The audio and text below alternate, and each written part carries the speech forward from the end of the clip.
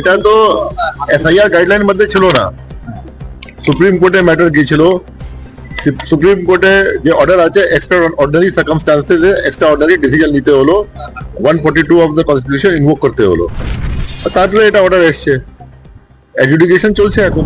ভাই এটা তো আছে টার্ম ছিল না, কিন্তু যেটা কোর্ট কাছে ম্যাটার গেছিল এটা তো কোর্টে পাওয়ার আছে, কোর্টে ডিসকাশন আছে, কোর্টে যে আছে in the interest of justice, highest court of the land, in the interest of justice, in the interest of fair play, in the interest of opportunity for everybody, dispose করেছে ম্যাটার, নিষ্পত্তি করেছে matter. দেখুন একটা তো আছে কি তারিখ আমি ঘোষণা করি না, আমার কোনো পাওয়ার নেই, এটা কমিশনের পাওয়ার আছে। কমিশন আমার সঙ্গে আলোচনাও করবে না তারিখ জন্য या ফেস জন্য, এটা কমিশন আসছে ওদের সঙ্গে জিজ্ঞাসা করবেন আপনি। 60 লাখ কেন কিরম বাদ যাবে নিয়ে যাবে, আজকে তো অলরেডি 6 লাখ 6.5 লাখ তো অলরেডি মতলব হয়ে গেছে, ওটা কমপ্লিট হয়েছে, এটা আছে ডিসিশন আমরা জানি না 60 লাখ হবে কি হবে নি হবে, কমিশন আসছে প্রেস সঙ্গে বসছে, কমিশন জিজ্ঞাসা করবে। ভাই এটা তো যে আছে এটা পলিটিক্যাল পার্টি তো ডিমান্ড করতে পারে, আলটিমেট ডিসিশন তো ইসিআই কে নিতে হবে within the constitution and within the ল।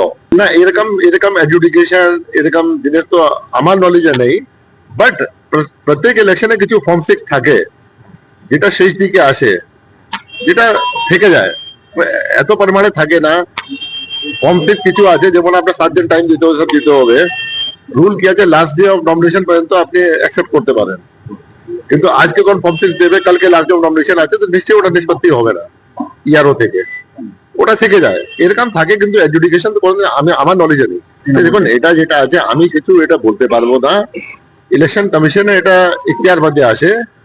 আমি ফাংশন করি স্টেটে under the superintendent direction and control of ECI, policy decision আমার ইখতিয়ার মধ্যে নেই, পলিসি এটা পলিসি ডিসিশন এরিয়া আছে, এটা ইসিআই হি ডিসাইড করবে। স্যার কমিশন এবং সিও দপ্তর দুটো দপ্তরে মনে করা হচ্ছে যে এই যে গন্ডগোল 60 লক্ষ নাম নিয়ে এর পেছনে কিছু মানুষের প্রত্যক্ষ মদত রয়েছে বা ইচ্ছাকৃত ভুল রয়েছে, তাদের বিরুদ্ধে আপনারা কোনো কড়া ব্যবস্থা নিচ্ছেন? ইয়ারও থেকে দেখুন এরকম যদি কোনো স্পেসিফিক কমপ্লেন্ট আসবে নিশ্চয়ই আমরা ইনকোয়ারি করবো।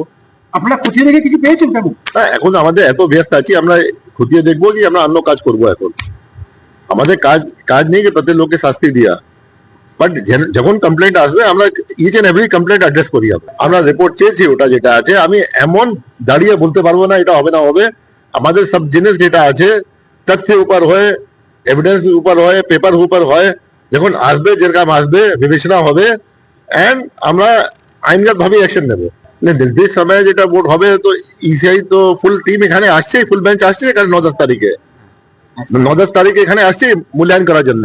4টা স্টেট তো হয়ে আসছে ওরা, এটা লাস্ট স্টেট যেটা আছে এখানে আসছে 9-10 তারিখে।